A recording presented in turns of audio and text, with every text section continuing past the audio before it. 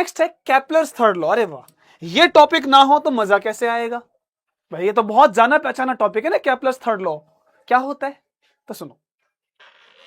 असल में जब हम बात करते हैं किसी भी प्लेनेट के रिवॉल्यूशन की, ये इस तरह से, तो हम जानते हैं साफ साफ कि सर देखिए ये इलिप्टिकल शेप होती है, इसके दो फोकस होते हैं, एक यहां और एक यहां, इसका सेंटर नहीं होता क्योंकि सर्कल नहीं है ये।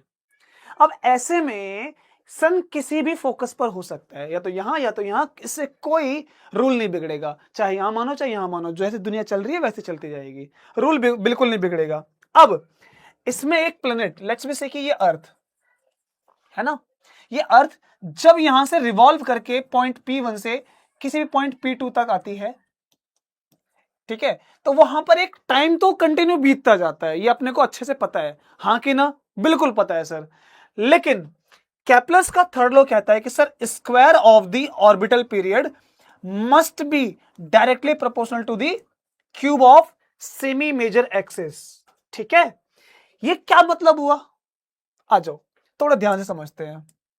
देखिए मैंने एक सर्कल बनाया, ठीक है ना, अब एक सर्कल में आप बोलेगे सर सर्कल क्यों, प्लेनेट तो इलेक्ट्रिकल में रोटेट करते हैं, सर्कल क्यों बनाया। सर ने सर्कल इसलिए बनाया है बेटा, ध्यान से देख लो, ये चीज क्या है, टाइम पीरियड है कि नहीं। और टाइम पीरियड बिल्कुल भी कभी किसी शेप पर डिपेंड नहीं करता कि वो शेप सर्कल है या स्क्वायर है, टाइम उतना ही लगता है जितना एलिप्स में लगेगा उतना सर्कल में। तो हम जनरली बेसिकली ये जो फॉर्मूला बनाते हैं ये सर्कल की इक्वेशन मान के बनाते हैं। देखो कैसे, जब कोई चीज किसी के अराउंड रिवॉल्व कर रही है तो वहां कौन सी फोर्स मानते हैं, एग्जैक्टली सेंट्रीपिटल फोर्स। आर क्या है, इसकी ये रेडियस, हाँ कि ना, और मास ऑफ प्लेनेट ये रहा डिवाइड में आर स्क्वायर। अब अगर यहां से आप इसका फॉर्मूला निकालोगे v की वैल्यू पुट करके, वो क्या आएगी 2 पाई आर बाय टी।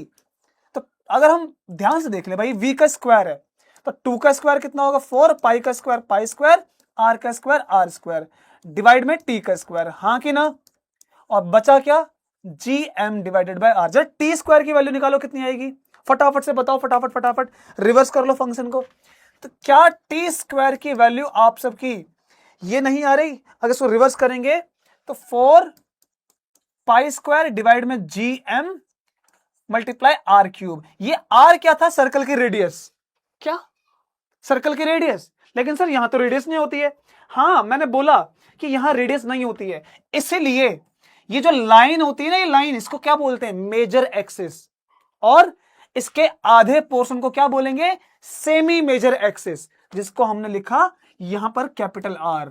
तो ये होती है आर, यानी कि square of the orbital period direct किस पे डिपेंड करता है, देख लो जरा आप, ये सारी चीजें कांस्टेंट है ना, अगर ये कांस्टेंट है तो यहां क्या लिख सकते हो, इस तरह से लिख सकते हो ना, इसलिए directly proportional to the cube of semi major axis. ये इसका फंडा, लेकिन फंडा अभी खत्म नहीं हुआ, फंडा तो अभी स्टार्ट होगा। कैसे, देखो ये साफ साफ बता रहा है कि जितना ज्यादा आर होगा उतना ज्यादा टाइम लगेगा। इसलिए हम साफ साफ जानते हैं कि अगर अर्थ को 365 डेज लगते हैं ना सन के अराउंड, तो जुपिटर को, नेपच्यून को, जो जितने दूर हैं उनको उतना ही टाइम लगेगा एक चक्कर पूरा करने में, है कि नहीं, बिल्कुल लगेगा टाइम। अब इसके क्वेश्चंस वो हम करेंगे